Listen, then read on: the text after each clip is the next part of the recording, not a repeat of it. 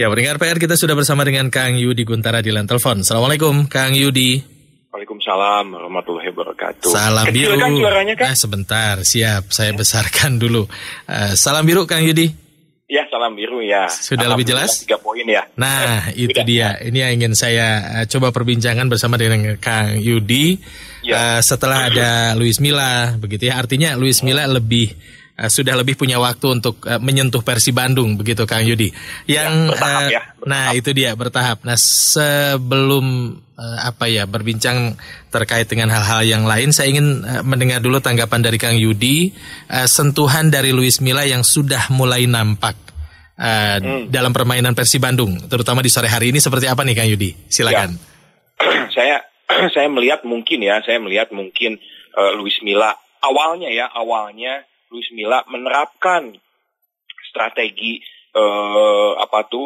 dua main di tengah, Kambuaya dengan Maklok, kemudian juga agak ke samping Zalnando di situ, kemudian juga ada Rahmat Irianto ditarik ke depan sedikit gitu kan. Jadi konsennya itu sebetulnya ada di Nick dengan Sato di mana di belakang gitu kan. Sekali-sekali memang konsen Irianto bertiga di situ di belakang gitu. Nah itu awal strategi kalau menurut saya Luis Milla menerapkan seperti itu gitu kan.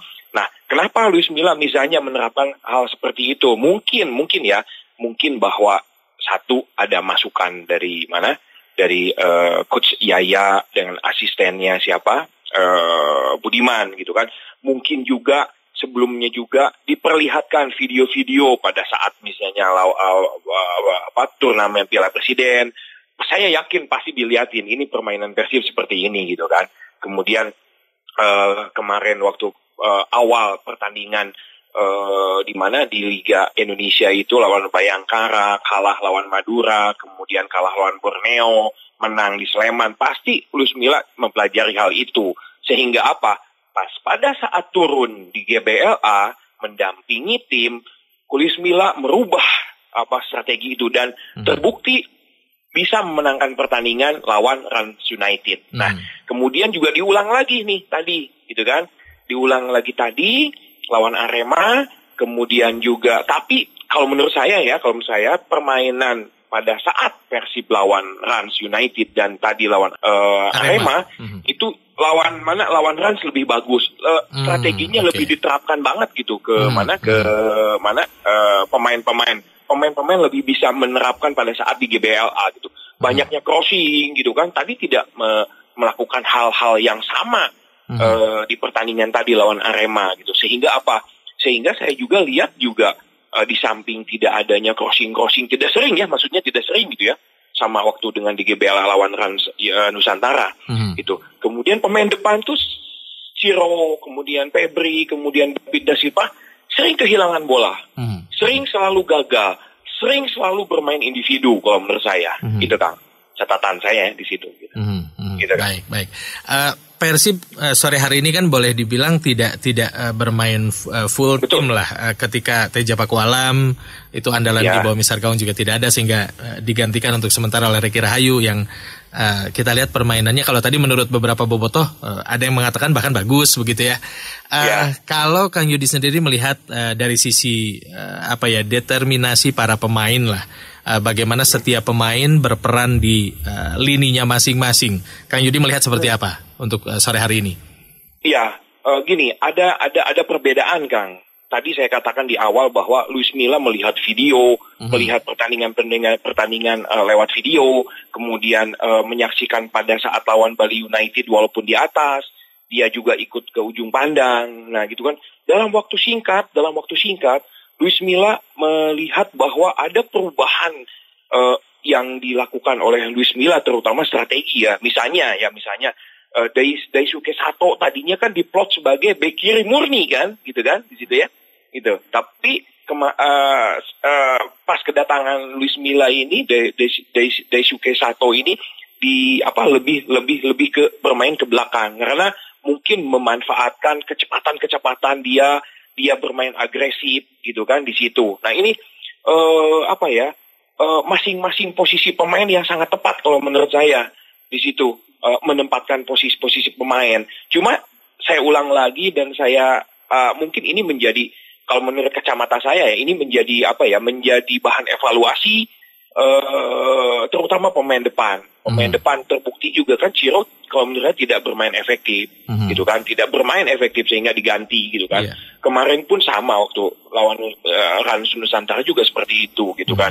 Nah itu yang perlu dibenahi kalau menurut saya pemain depan aja. Kelihatan ya sampai saat ini saya lebih ke pemain depan lebih cepat kehilangan bola. Tidak, kalau misalkan dapat bola jangan aksi individu kalau terlalu ingin memaksakan melewat pemain. Sedangkan di situ kan udah ada 3 pemain, maksakan lewat sehingga hilang bola, balik lagi, itu akan berbahaya kalau menurut saya gitu kan. Jadi masing-masing dari mulai pemain tengah ke belakang kalau menurut saya sudah agak bagus lah dibandingin dengan sebelum Luis Milla datang. Posisi pemainnya yaitu itu aja gitu kalau menurut saya gitu, tidak ada variasi gitu untuk strategi pemasangan pemain gitu. Ya, kalau dari sisi kedalaman kembali kita ke melihat opsi-opsi yang bisa diambil oleh Luis Milla begitu ya terkait dengan ketersediaan stok pemain di berbagai lini. Kondisi saat ini bagaimana menurut Kang Yudi? Saya pernah bilang kan waktu itu bahwa skuad Persib ini, kedalaman Persib ini sangat bagus. Sangat sudah kuat lah sudah sangat kuat waktu di zaman Coach Robert Abed ya gitu kan, sudah rekrutan pemain tuh waktu itu pada saat mau lawan Bayangkara di Persib main kemana, ke Bayangkara di sana di Jakarta kan. Di situ skuad Persib juga bagus kalau menurut saya. Cuma sekarang bagaimana pelatih bisa memanfaatkan pemain-pemain tersebut, membangun tim, membangun kekompakan tim, membangun chemistry, membangun teamwork gitu kan, teamwork kekompakan di luar lapangan, di dalam lapangan dan di luar lapangan itu harus dibangun kalau menurut saya gitu kan.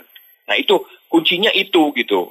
Nah sekarang saya lihat sudah agak ada perubahan, terutama dari lapangan tengah ke belakang ada kerjasama yang sangat bagus gitu kan.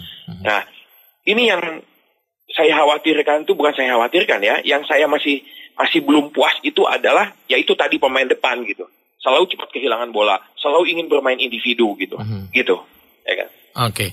Baik, kemudian artinya memang PR-nya menurut catatan Kang Yudi ini di sektor depan ya Kang ya, masih di sektor depan. Oke, individualisnya masih terlalu kuat ya Kang ya. Terlalu kuat, individualisnya terlalu kuat gitu. Kemudian kedalaman sih kalau di tengah sih kalau menurut saya Kambuaya juga misalnya Kambuaya cedera, itu kan toh ada Beckham kan di situ.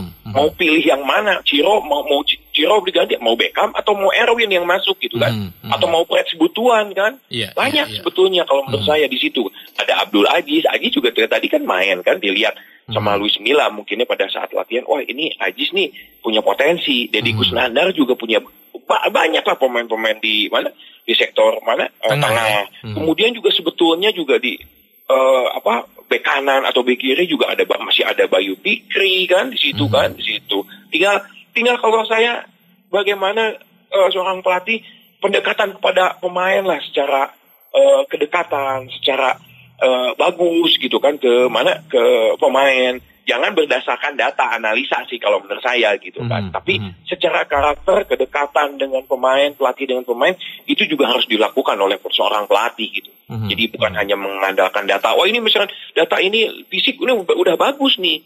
Tapi kan kita belum mendekati mentalnya bagaimana sih, dengan kedekatan, dengan berbicara, komunikasi seorang pelatih kepada pemain seperti apa gitu. Nah itu juga diperlukan kalau menurut saya gitu.